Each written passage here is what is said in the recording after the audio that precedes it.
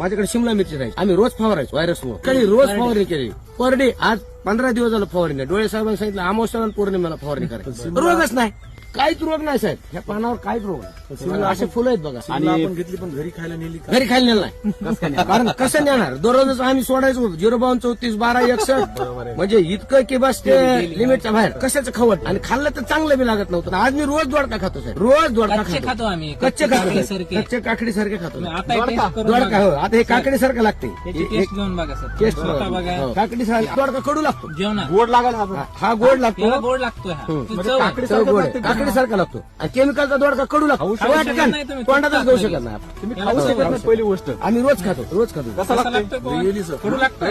नाही ककडी सारखा दोडका खातोय का काकडी? काकडी. एवढी मोठी किंमत आहे राम सरांची. आयुष्य गेलं शेती करण्यामध्ये, मोठा कारभार केला, पण असा रिझल्ट नाही आला.